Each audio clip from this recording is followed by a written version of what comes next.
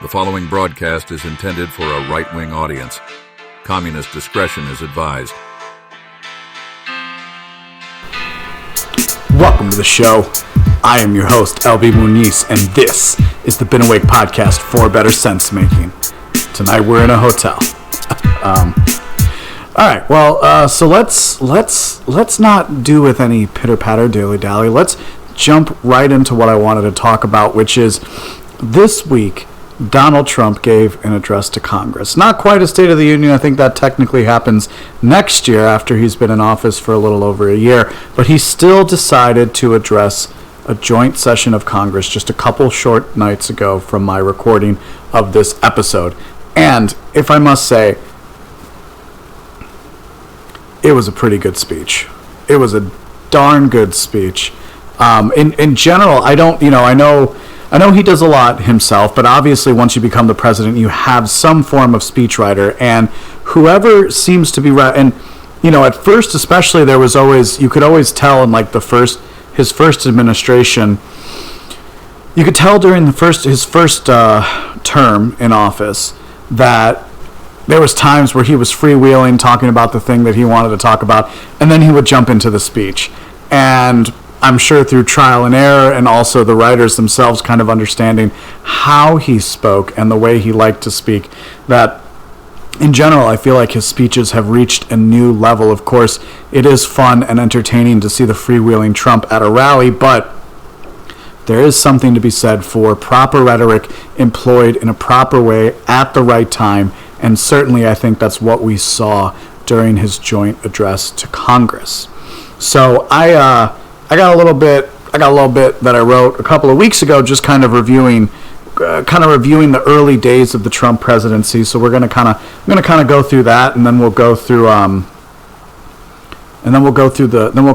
the beats of the speech, and I'll tell you guys what I'm thinking about it. That's obviously while you're listening to this. And do me a favor, if this is your first time listening, make sure you like this video or audio wherever you're listening or watching it, and go to BeenAwake.com. That's going to take you to the Substack where you can subscribe with your email address. It lets me know people are listening, and it makes sure that we can stay in touch.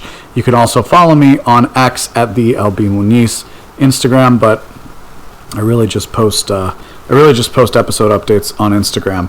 So, before Trump became the first sitting president, I should say, to attend the Super Bowl, he diverted Air Force One over the Gulf of Mexico and signed an executive order renaming it the Gulf of America.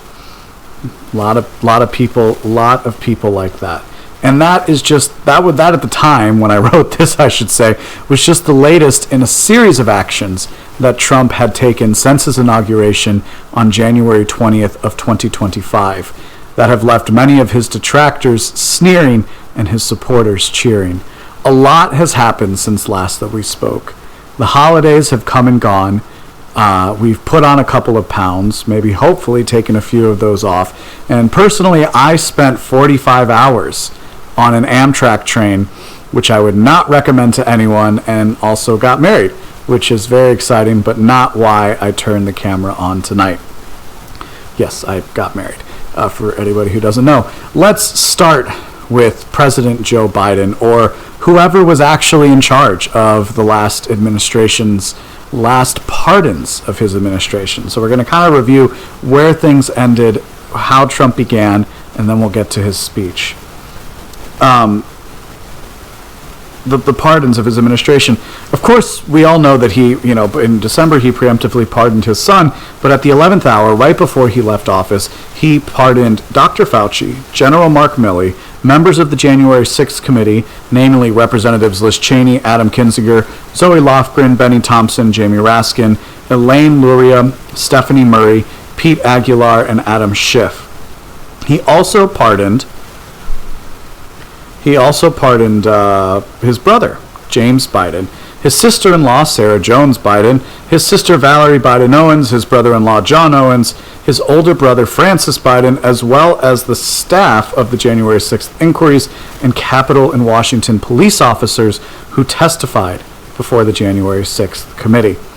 While preemptive pardon is a rarity, or I should say was a rarity, in presidential maneuvers, the scope of his pardons, of Biden's outgoing pardons, were, to use a word that I loathe in media but actually has relevance to this conversation, unprecedented.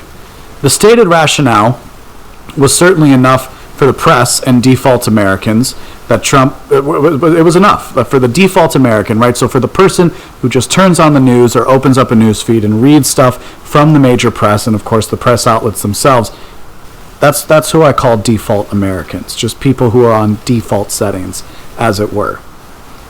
Trump had threatened, allegedly, no. Trump had threatened or said things in his speeches during his rallies to go after people who went after him.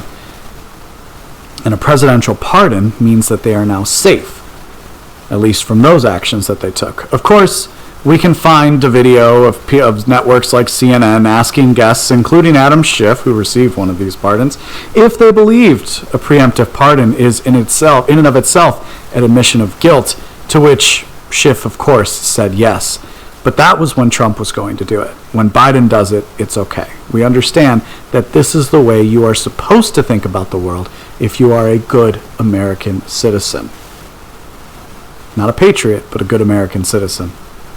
We should give I do believe we should give a brief tip of the hat to the outgoing Biden administration for recognizing the most sage political wisdom, to reward one's friends and to hurt one's enemies.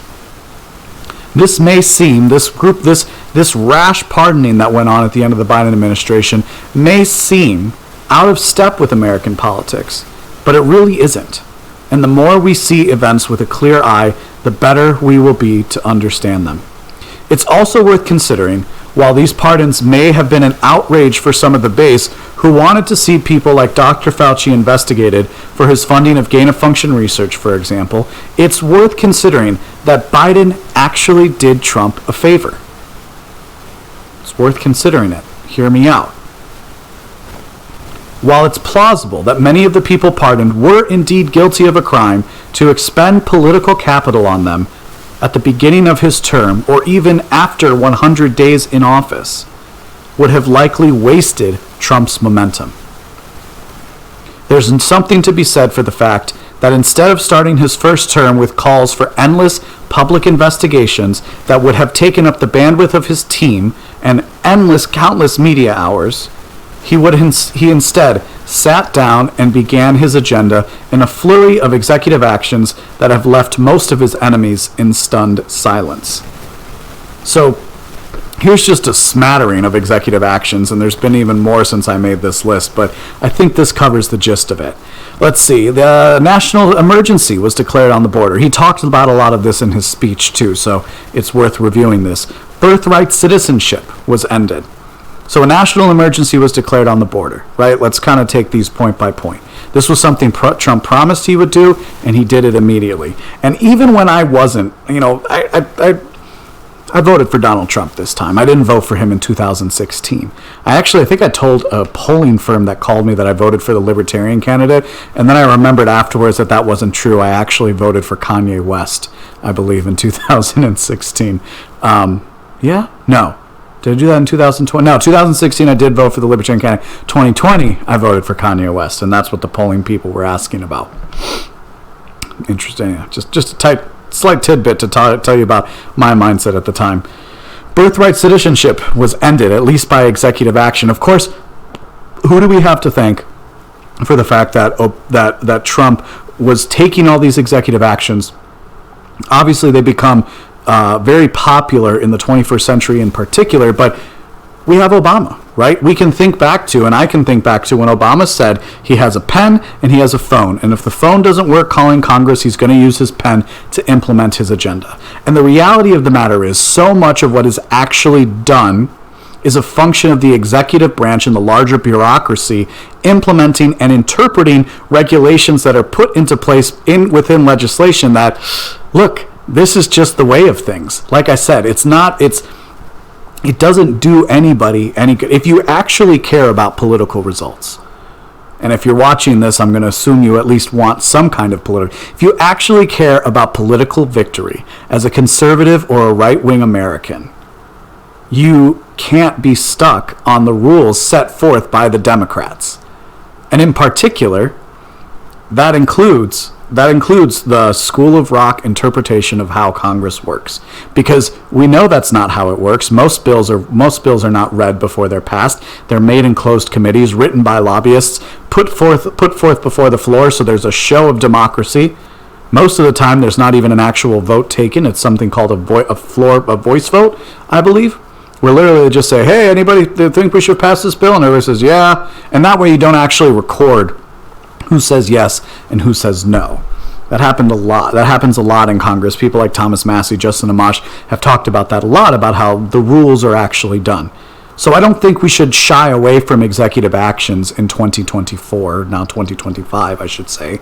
I don't think we should shy away from American actions if it means actually putting our political opponents on their heels. Otherwise, we're just playing a game of WWE wrestling, and we already know who's going to lose: the Republicans. Birthright citizenship.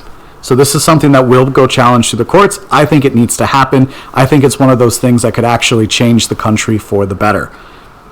Let's see. He pardoned approximately 1,500 prisoners in connection to January 6th. Just did a blanket pardon. I don't think all those people are out, but hey, he at least did another thing he said he was going to do. He designated the cartels as foreign terrorist organizations. Now, this is something that gets my spidey senses tingling a little bit, right? Because I'm not going to sit here and pretend, talking to you good people, that I'm a big fan of the military-industrial complex.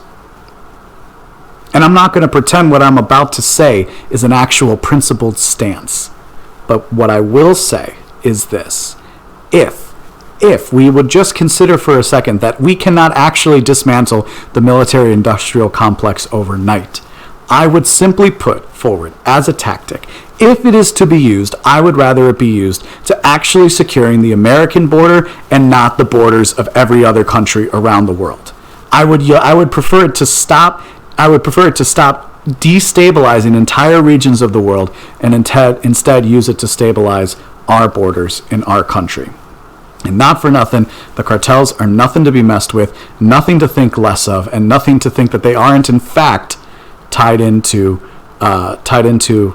very nasty things that are happening. And moreover, it's interesting to consider, if I'm gonna say this a little quieter because this is a little more on the speculative side, but we know that at times some nefarious elements of the U.S. government have worked with the cartels. And so if we can't fund them anymore, or if we're actually fighting them, maybe that hurts bad elements of the government. Just a thought. Hope the audio doesn't suck on that. Let's see, what else do we have here? He declared a national emergency to increase energy production. Energy costs come down, everything gets cheaper. He withdrew from the Paris Climate Agreement. Great move, in my opinion.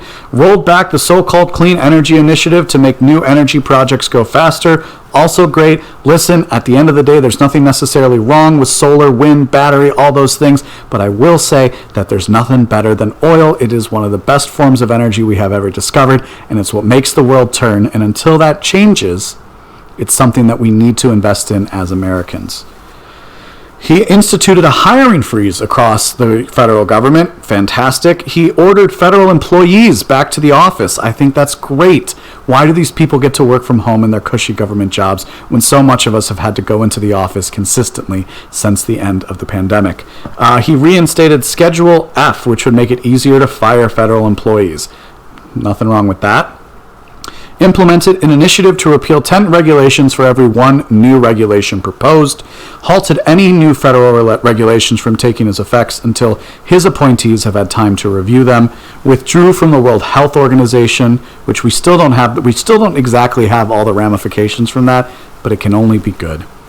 Imposed tariffs, announced an investment into AI infrastructure, and listen, there's still a big part of me that is a relatively free trader. I don't know that if tariffs are the best way to go, but I will say this, and listen, tariffs affect, to a marginal degree, a lot of our livelihood, but me in particular. And there's been a lot of and now that these tariffs are starting to go into place, and he announced in his speech that he was going to implement blanket reciprocal tariffs across the board, that yes, there is going to be some instability in the markets as a result of this. And while that will cause some short-term problems, in the long term, if you have reciprocal tariffs and that forces other countries to actually reduce their tariff burden, and in turn, if this actually does turn into something where there's a reduction in the tax burden on the American citizen, and instead that cost is just put into the tariffs, could it work? Listen, at this point, rather than having to negotiate these multilateral trade deals that aren't actually free trade, we may as well give this a try. And yeah, I'm pushing a little hard for it. I'm maybe trying to convince myself, because I understand the economics of it, but there's something to be, I think politically speaking, reciprocal tariffs are a very interesting policy to try currently, and I want to see what the results are. Again, even if it does and will lead to short-term instability. Announced an investment into AI infrastructure. I said that. Revoked many Biden-era executive orders and actions related to climate and social engineering, including DEI and trans initiatives. He declared that there are only two genders, man and woman, so that is now an executive action, the most basic truth of human existence. He enacted an America First mandate for the State Department, restored freedom of speech and ended federal censorship, created a Department of Government Efficiency, DOGE. That was obviously talked about during his speech. We'll talk a little bit more about that later. He's restoring the death penalty. Not a fan. I will say, blanket, not even going to try, sugarcoat it, not a fan of the death penalty. He banned men from participating in women's sports. What a novel idea. What a novel idea that we won't have men participating in women's sports. He paused international aid. That's now being run through the courts. In fact, the Supreme Court just came down and said that he can't do that, which is weird when you think about it, but I guess technically it's an allocation of Congress.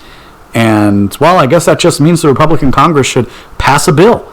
They can just pass a bill to end federal aid, to end foreign aid altogether, full stop. And we can take things from there. This federal aid, this foreign aid that goes out, I keep saying federal, this foreign aid that goes out without anybody giving any second thought to it is ridiculous and a waste of American taxpayers' dollars. Maybe it helps a little bit, but if we're just paying, if everybody's getting a piece of us, then what does it actually mean to be an American ally? What about that? What about that? Let's see. He said he's going to declassify the JFK, MLK, and Epstein files. The Epstein files have started to come out. People aren't happy with that. Look, I'm just going to say this. While, yes, I, of course, like anybody out there, would want to know and understand the truth, I don't know that we're actually going to see it. And I don't know that focusing on this and being like, well, if this doesn't happen, then it's all for nothing, then you're a misanthrope, and there's nothing I can do to help you, right? Like, look, there are some secrets that won't be discovered for 100 years, 150 years, 200 years. That's just the reality of time, history, and politics as it stands. And again, while I would love to know everything that's in those files, and I would love to see the sunlight be the best disinfectant on it, to get hung up on this is to not completely understand what it is that we are actually up against. Again, love it. I think it would be great, but I just don't know that it's going to happen. Let's see. He reinstated military members who were discharged over disagreements regarding the mandated COVID policies. Good. Established a sovereign wealth fund. Not really sure about that personally. Withdrawing the U.S. from and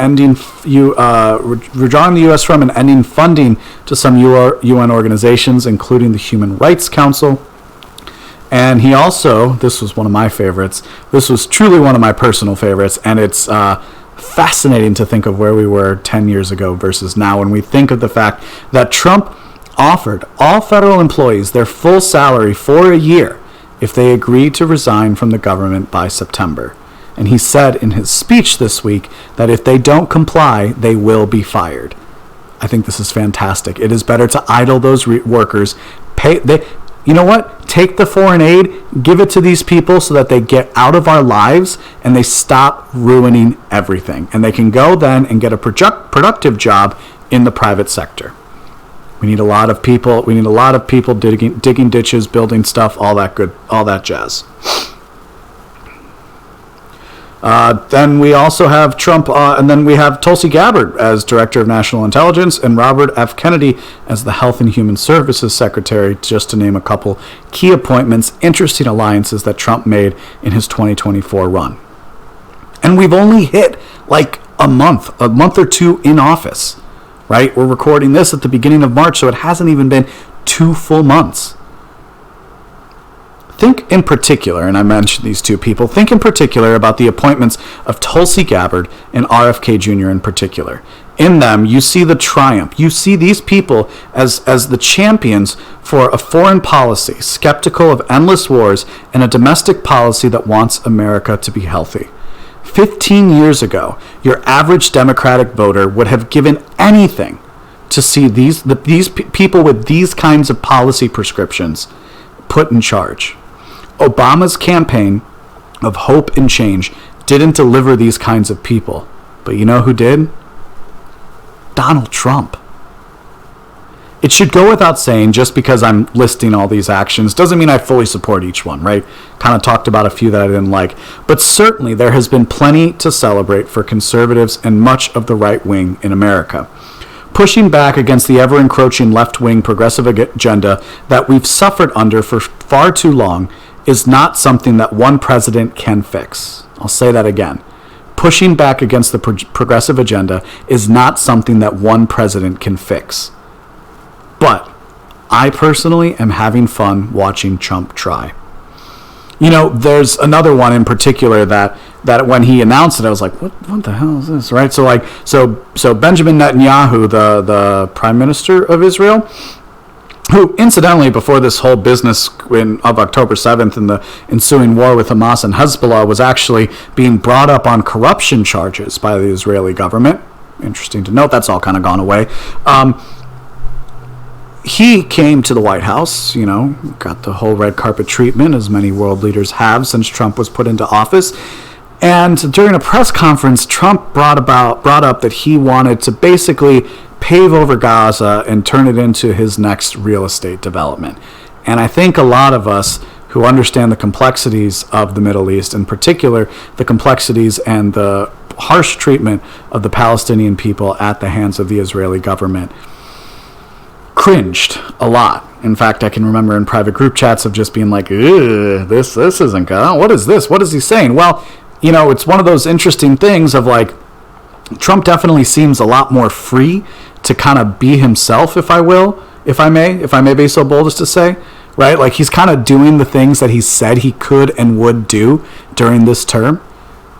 Well, I think it was just a few days ago, maybe a week ago, there was some conference of Arab nations, and those nations all came together and said, hey, we don't like Trump's idea, but tell you what, we'll invest billions of dollars to give the Palestinian people a home. Interesting. And during his speech, he talked about building on the Abraham Accords. So we'll see what happens there. But it's interesting to see how, I hate the term 4D chess. I think it's kind of a silly term. But it is worth pointing out that when he pushes people in a direction, they have a natural incentive to respond. And so when Trump says, hey, let's put all these Palestinian people in other countries. They can go to countries where they're going to be in the religious majority. They're not going to be oppressed. Blah blah blah blah. All this stuff. They're like, well, tell you what. How about instead we make their home better, and we don't let the Americans take it over, because that's what Trump said. He wanted America to take over the Gaza Strip in the West Bank, but I guess at least the Gaza Strip. The reality is if you found this show, you're open-minded enough to consider the world in a different place than what the television shows you. I can't tell you how many times I've listened to prominent figures in the independent media say something to the effect of, I thought the government worked like Schoolhouse Rock. Well, it doesn't. And I'm not so convinced that it ever did or should have. There are two major meta-narratives on the right, broadly speaking.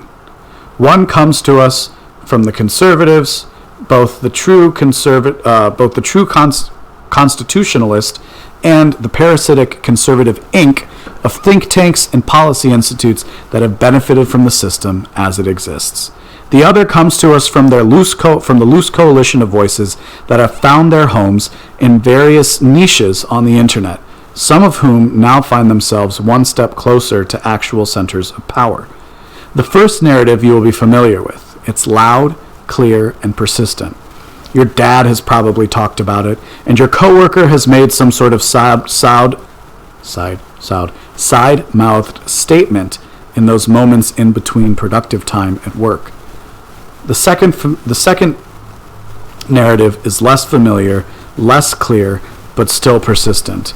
It's something you might see in a random post on X or a sentiment in your group chat amongst close friends. One leads the right to hell at the mercy of left-wing progressives and woke nonsense. The other sounds the call for heroes to once again put order in its proper place above chaos.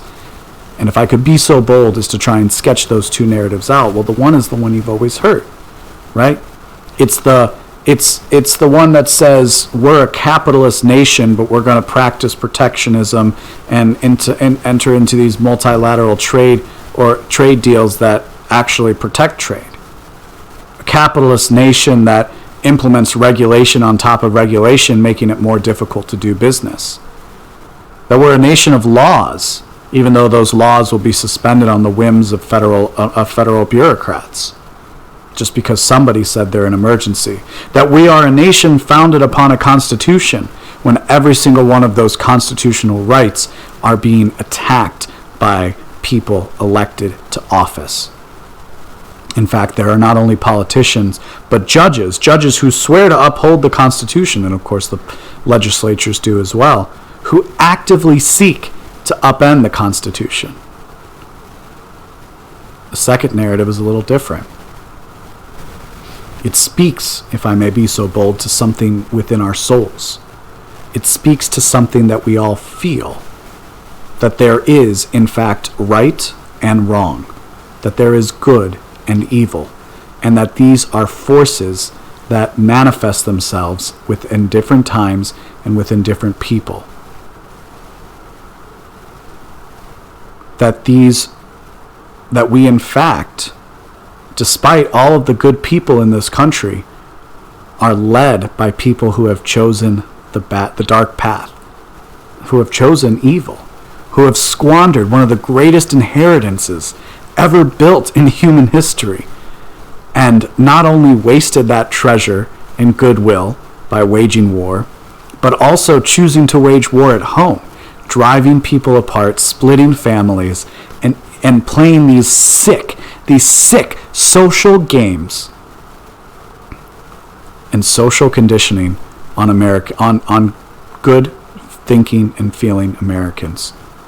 How sad is it? Let's go back to something that Trump passes as an executive order. How sad is it that we actually have to have the President of the United States sign an executive action saying that there is only a man and only a woman, and that is considered controversial? My friends, that's just one. That is the clearest example at the cultural level of just how far we have slidden as a nation. So you have two paths. You can choose the path that hasn't had a single conservative victory, a single move towards any sort of a constitutional order, in certainly my lifetime and well beyond. Or you can choose something different, one that kind of offends our sensibilities somewhat as Americans, but a path that actually gets the job done. More on that to come in future days. But let's go ahead. I did live tweet on X kind of all the highlights of Trump's speech, so I'll just kind of go through those really quickly here with you guys, and then we'll talk about it. So Trump opens his speech by saying America is back. That he's accomplished more in 43 days than most presidents in 8 years, and we're just getting started. Finger point emphasis. America, he said, is on the verge of a comeback that the world has never seen and maybe never will see again. Now then he goes on to claim properly, that they won the Electoral College vote, and also that they won the popular vote. And that's when the Democrats started to get mad.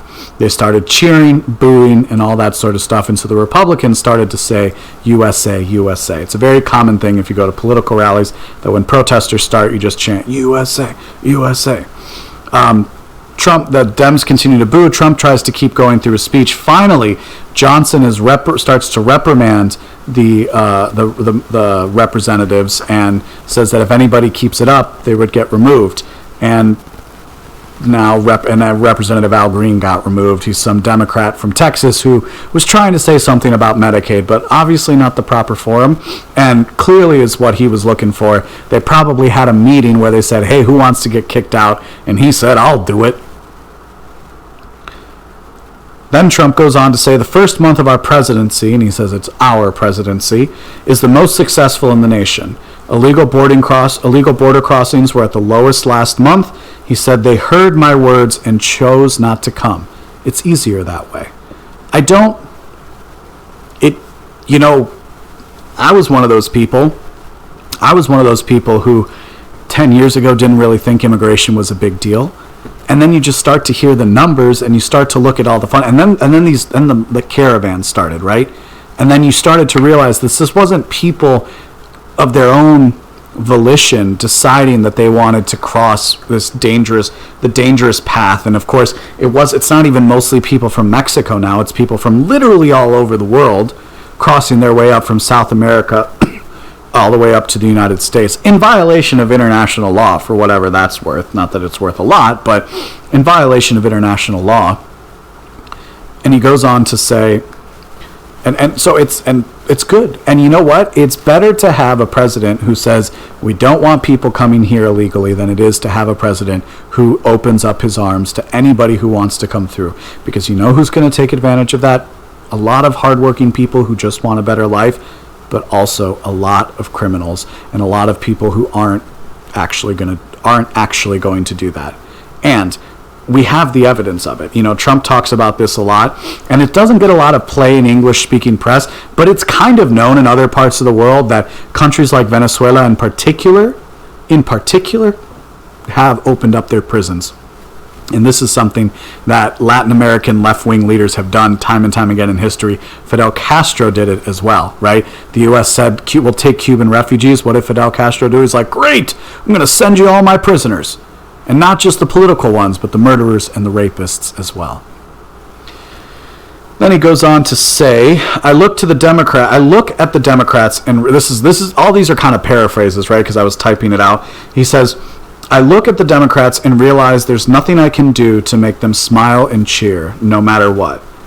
He says to the Democrats before me, why not celebrate the wins of America? Let's work together and make America great again.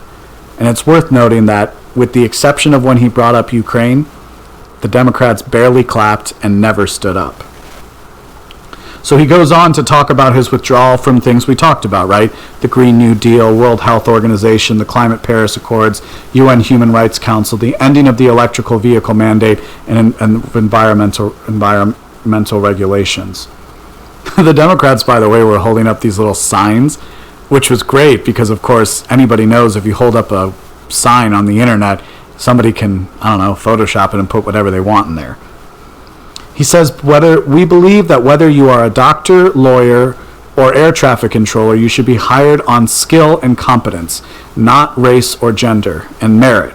This is after he said America will be woke no more. We'll see how he does. He goes on to say there's only two genders, male and female.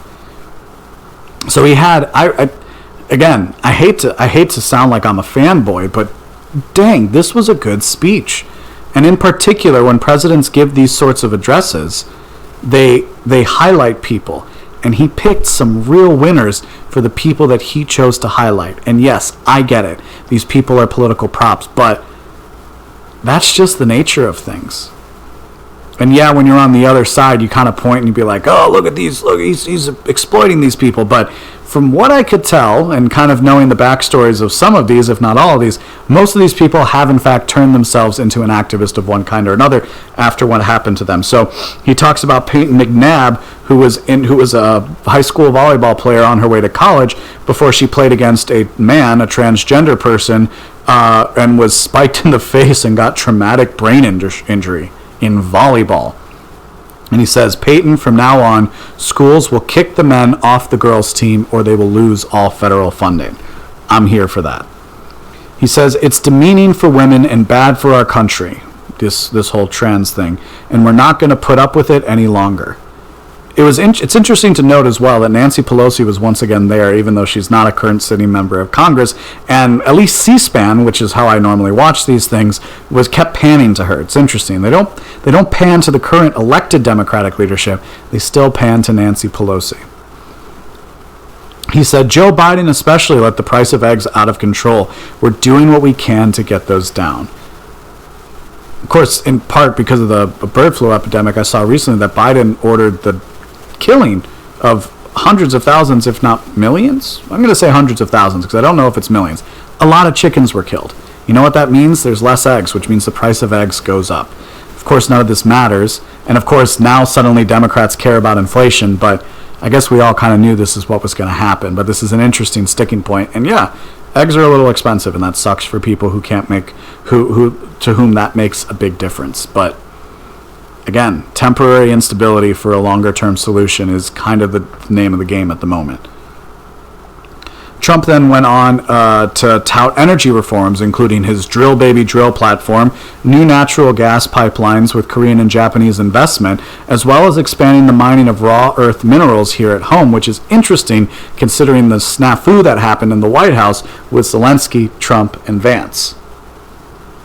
Right? So Zelensky comes in, they're supposed to sign this mineral deal, they go through all this rigmarole, and then suddenly Zelensky gets his panties in a twist and ends up being asked to leave the White House and no mineral deal was signed. Now that mineral deal, if you didn't know, if you didn't see the news, it's kind of interesting because he was supposed to sign it in Ukraine, didn't sign it, said he would sign it in Germany, didn't sign it, then came to the US, said he didn't sign it. And we'll get into it a little bit later because Trump talks about it in his speech, but he wrote this lovely letter to President Trump and released it to the press, saying that he's actually willing to work with Trump leadership now. We'll see what happens. Certainly that is one thing that Trump has said from the beginning, that he wants this conflict in Ukraine to end. He doesn't think that it would have happened under him. I tend to agree because the people that were put in charge within the Biden administration were some of the most bloodthirsty people we have seen in the American system. And that's saying something. Trump then turns to the Democrats. This was very cool. He did this very well. There were certain moments of his speech where instead of playing to his crowd, he purposefully turned to the Democrats and spoke to them. He said, and announces the Department of Government Efficiency, announces DOGE. Boos are clear over claps as he introduces and thanks Elon, who, interesting enough again, wore a blue tie. He said, even this side appreciates it. Kind of as a dig to the Democrats. He said Trump then started to point out the findings of DOGE, cracking jokes at the expense of some of the initiatives highlighted. He said $47 million to Asia to promote learning. It's like, Asia's doing very well. We should spend that money here instead. The man has good timing. You have to give him that. He said, we've taken back the money to reduce our debt and fight inflation. And he's now detailing the era of fraud in Social Security, including 3.9 million people who are getting Social Security benefits who say they're 140 to 149 years old. Now, I haven't completely chased this down. I tend to believe that this is possible and is actually happening, but to be fair, some other people say that that isn't happening. He says, by slashing all of the fraud and waste, we find we will slash inflation and put more money in the pockets of Americans. How is that a bad thing, right? If you're a progressive or you're a Democrat, how is it actually a bad thing to look at waste, fraud, and abuse? Or is it just the fact that the guy you don't like is doing it? I think that's really what's bothering you, isn't it? Now calls for a balanced federal budget, and he says and then he talks about his gold card, which he says for $5 million, people can buy a path to U.S. citizenship. And he says, this was a great quote, I will say, paraphrasing, we will take out the killers and child predators because of the open border policies of Dems. We are going to bring in hardworking people and pay down the debt. As it stands, other countries have actually tried a policy like this where you can basically buy citizenship somewhere. Interesting. Let's see how it works. Let's see what kind of people will actually take advantage of it. My guess is it's people that will, pay a lot in taxes. He says, my administration will reclaim power from this unaccountable bureaucracy and bring the power of democracy back to America. The days of rule by unelected bureaucrats are over. Great line. Great line. Trump now calls for tax cuts, telling Dems they should vote for it or they won't be reelected. The Dems hold up their false signs. That's all they could do. And then he calls for interest on car loans made in America to be tax deductible. That's a cool policy that could help a lot of people. Talks about tariffs. We talked a little bit about that. And then he talks about Mexico and Canada. There's been a reprieve, at least on the manufacturing side, for those tariffs. We'll see what actually happens. And not for nothing, if you don't know this, Canada and Mexico have a lot of tariffs on U.S. products, right? A lot of tariffs. Mexico, in particular, just because I know some of the intricacies of it, it's a very protectivist nation in that regard. Just pointing it out. And then he has this other guy, Jeff, the steelyard worker, talking about how this is really good for Americans to have these types of things made here, steel, aluminum, and things like that. He says without that, you don't have a country. But this guy had 7 kids and 40 foster children and was also the head of a volunteer fire department. If that's not a good guy in your book, I hope he's a good guy, right? Don't know his story, but at least on paper, that's a good guy. Talks about Melania's work with foster kids, and he says if we truly care about protecting America's children, nothing is more important than securing our borders. We are getting them out and getting them out fast. He then highlights Laken Riley, whose mother and sister there was in the gallery, excuse me. And he says, in regards to immigration, the media and their friends in the Democratic Party said we need new legislation when all we really needed was a new president. Fair enough in my book. Trump now signing an executive order to rename a wildlife refuge in Houston in honor of the 12-year-old Jocelyn, who was killed by Venezuelan Tren de Aragua members who are now a foreign terrorist organization. It was a pretty powerful moment. The theater, the spectacle of this was pretty dang good in my book. He says, as we reclaim sovereignty, we must bring law and order back to our cities and towns. And he turns to Democrats as he points out the left-wing policies and the effect on their cities. He then calls for a law requiring mandatory death penalty for anybody who kills a police officer. Again, not a fan of the death penalty. Don't think that's such a great idea, but again, you got to take the bad with the good. And then he had this kid who, the DJ, I think his name was, this kid from Houston in like the police uniform. Turns out he had a brain tumor when he was 8, given 5 months to live. He's now 13, and he was sworn into the Houston Police Department. And then Trump said he's going to do one better and he's going to make him a Secret Service agent. And the guy knows TV, because that got me. Like, to see the look in that kid's eyes and to just understand, right? Like, you, 8 years old, you think you're not going to live. And now you're 13 and you always wanted to do something. And the dad was super proud holding this kid up. It was a very heartwarming moment. Now, turns out the kid's black. Dad's black. And what do the Democrats do afterwards on MSNBC? Well, they say, hey, I hope he doesn't commit suicide because he's got to fight off Trump protesters. These people are vicious. These people are vicious, and they don't care about minorities. They don't care about African Americans. They only care about conserving their own power, which is finally in some form of jeopardy.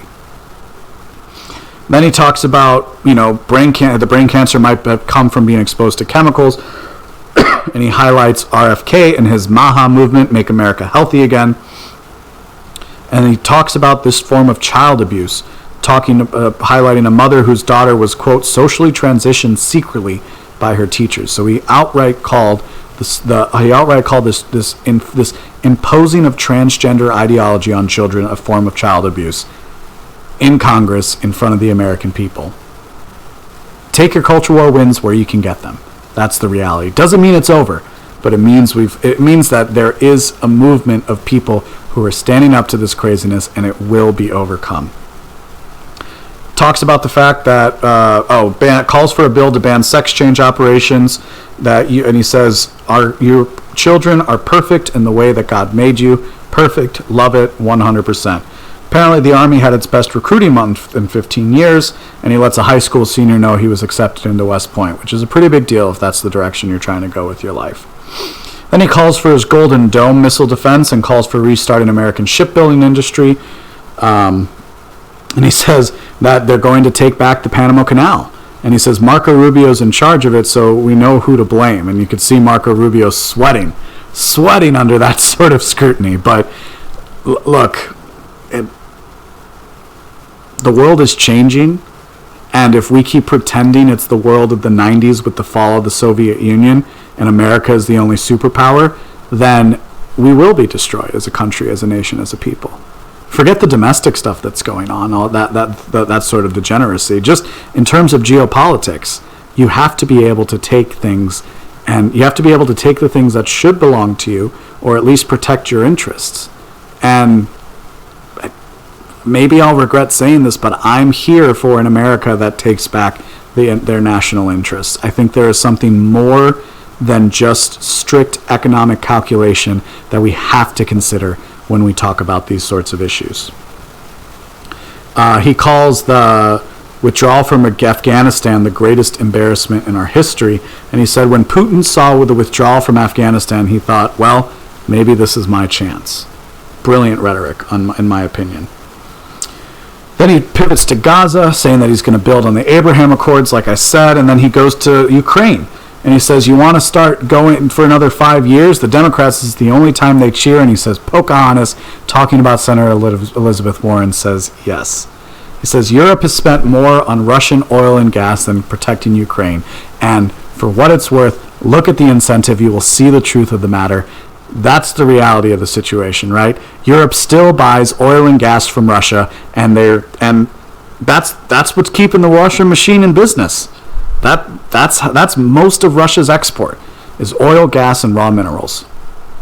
So what side are they really on? Then he'd read Zelensky's letter saying that they are willing to come to the negotiating table and that Russia is hopefully ready for peace. Republicans stand as Democrats sit. But I will say some were clapping. And Trump rightly points out that if you want to end wars, you have to talk to... All right, so my camera died there, and sucks because I was really close to the end. But I want to finish this.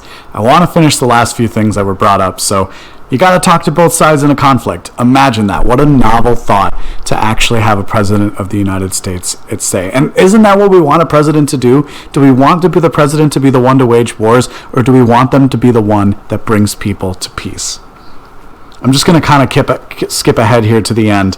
And he ends his speech calling on the spirit of the warriors, pioneers, and industry workers that built America. He says that we will build the most dominant and free civilization ever seen, including planting the American flag on Mars. He said we are going to fight for the country we deserve. The golden age of America has only just begun. It is like nothing you have seen before. And then the Democrats filed out fast. I mean, look, you don't have to like everything the guy says. You don't actually have to think things are going to change. But if you can't have a little fun on the way, then you might just be a victim of ideological possession. And I promise I have answers and solutions to that sort of thing because I myself was one of those people.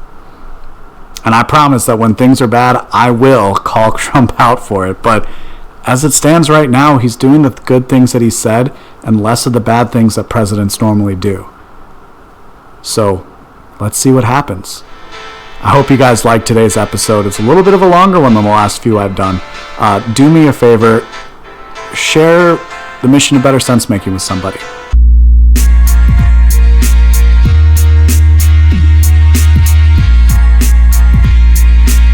The mission of better sense making continues. Go to beanawake.com